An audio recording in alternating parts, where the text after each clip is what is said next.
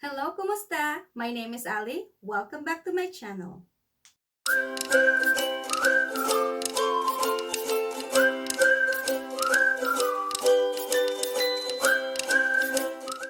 Welcome to the part 2 of my grocery haul and fridge organization episode. If you haven't watched the part 1 yet, you can find the link in the description down below. So I'm here at Dollarama to look for storage and containers for our fridge organization project. Let's go!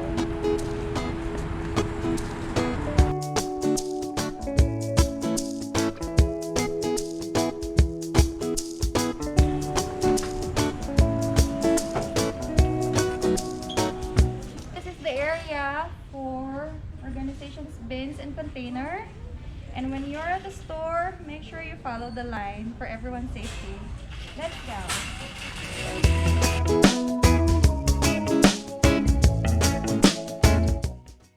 So unfortunately, I did not find the type of containers and storage bins that I'm looking for. So now we're heading to another Dollarama store.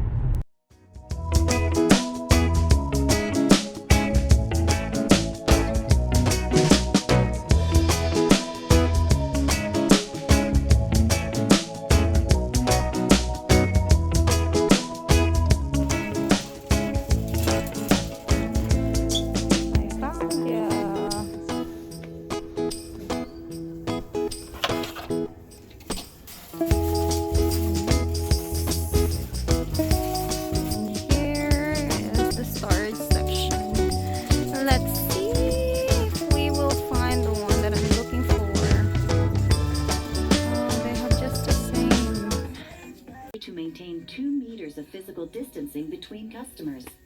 So please make your purchase in a timely manner to allow other customers the opportunity to shop.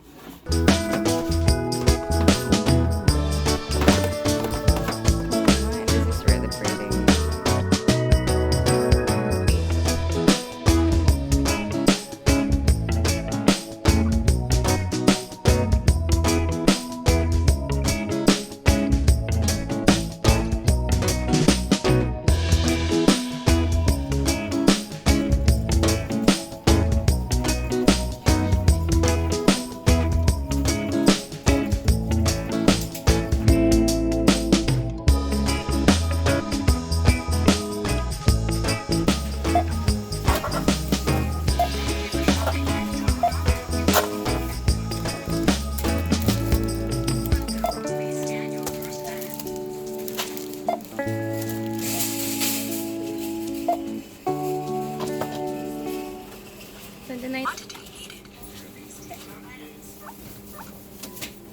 Insert cash or select payment type.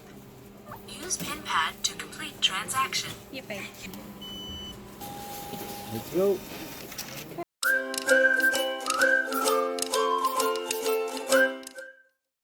When I do grocery, I also give my fridge a good cleaning. I would normally start by taking out the contents of my fridge. I recommend doing this first as it is easier to start with a clean slate.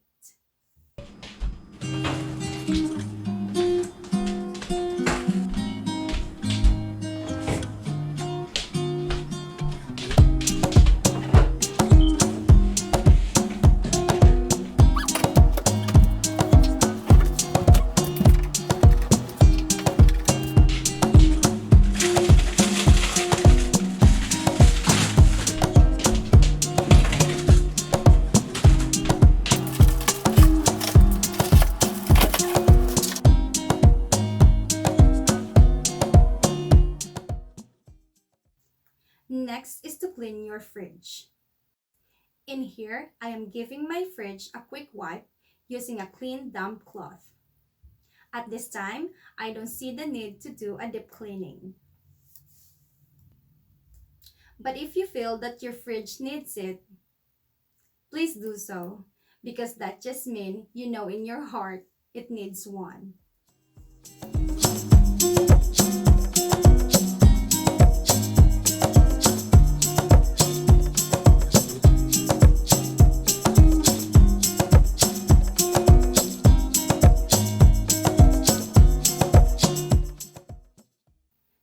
maintain a clean fridge, it is nice to wipe off any dirt every time you notice one.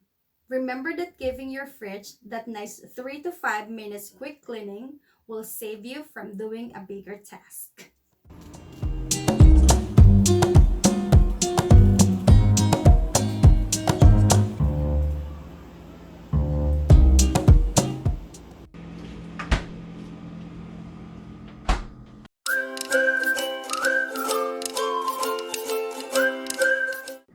One, two, three, 4, 5, 6, 7, 8, 9, 10. 11, 12, 13, 14, 15, 16, 17, 18, 19, 20, 21, 22, 23, 24, 25, 26, 27, 28, 29, 30, 31, 32, 33, 34, 35, 36, 37, 38, 39, 40, 41, 42, 43, 44, 45, 46, 47, maybe 48. And now for the moment of truth, it's time for those freezer bags to go into our freezer.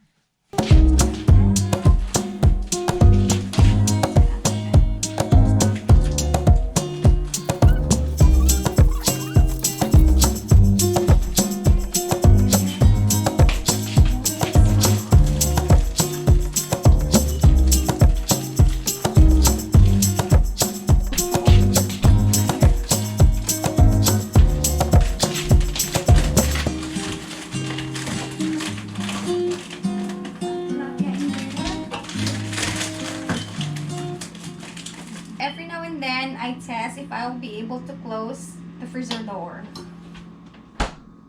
Success!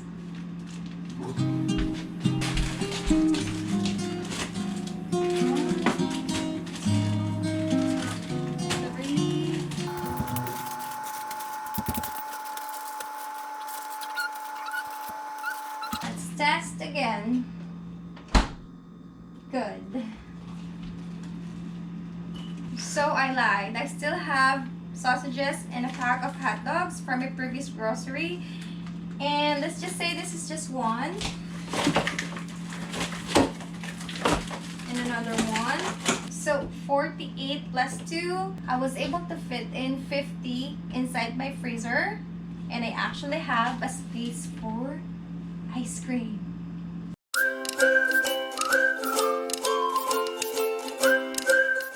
I will now be starting with the fridge organization and we'll be using these containers. I will start filling them up and see how it goes. Let's go.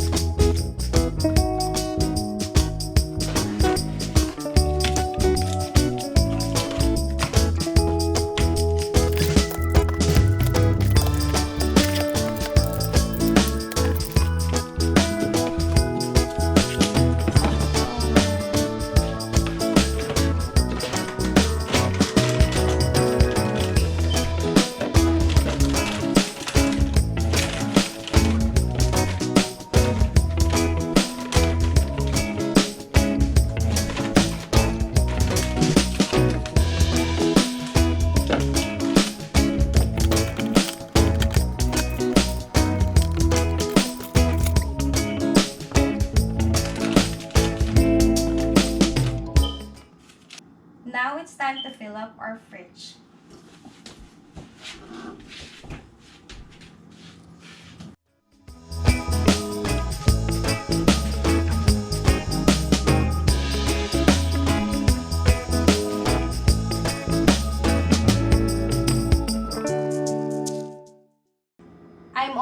using a Lazy Susan. This is actually a great solution for juices, bottled waters, drinks in cans. Let's try this.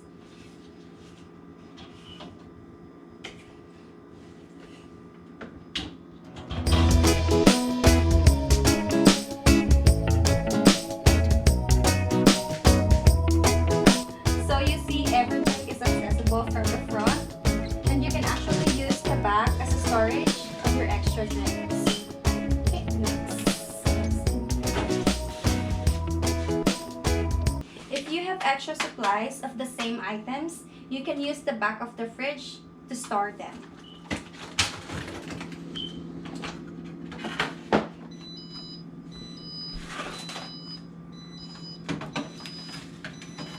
That sound means we need to close the fridge now. And open up again.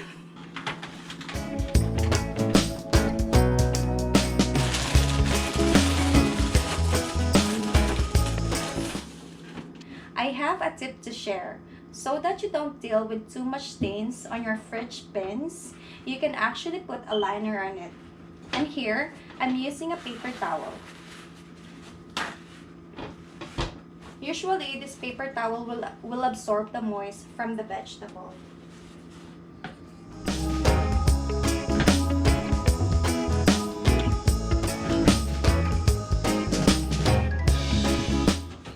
You can also use small containers to separate your vegetables.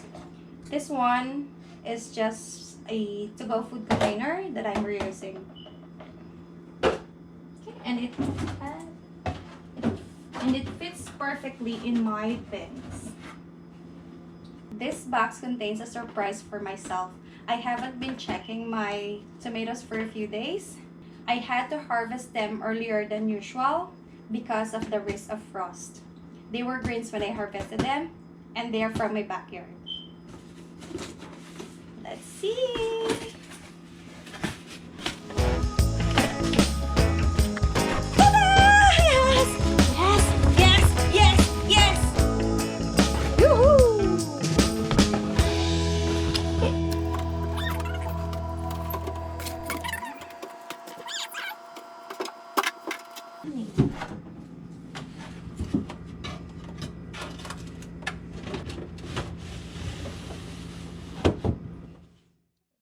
When organizing, think of a system that will work both for you and your family. Design it using your preference and personality so that every time you see it, it will make you smile. Your system should be able to help you live your life easier. It should be sustainable in such a way that everyone should be able to follow and maintain it. Everything should be easily accessible so that you don't have to move things around too much just to get something. Remember that it's not wrong to change the system if you feel like it's not working for you. However, don't stop.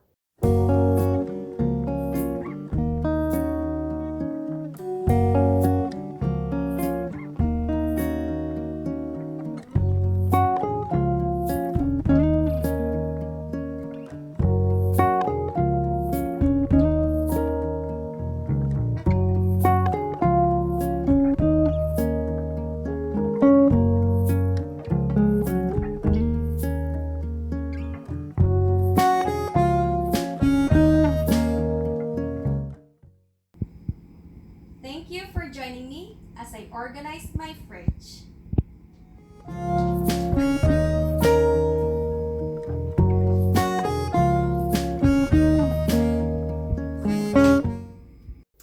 Thank you so much for watching. Don't forget to subscribe. And for any project that you can think of, get your hands on board. Ouch!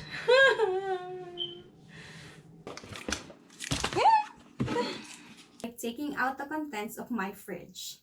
I recommend... Pumiyok pa talaga siya. Oh my God! Remember that giving your fridge that nice 2 to 3 your fridge that nice 2 to 3 minutes to 2 to 2 to 3. Remember that giving your fridge 3 to 5. Yun na nga lang.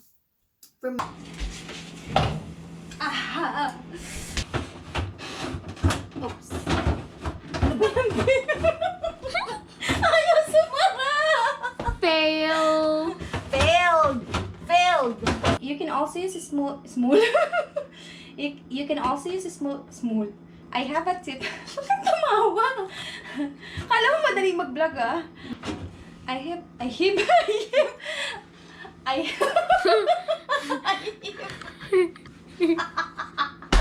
And here I'm using a people. Papel.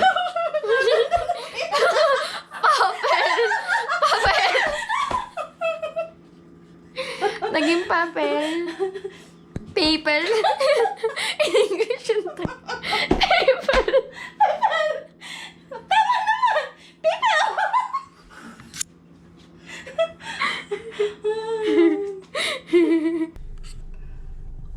Dito pwede ba ako sa sasakyan na lang, bunso ko? Wala nga akong pera.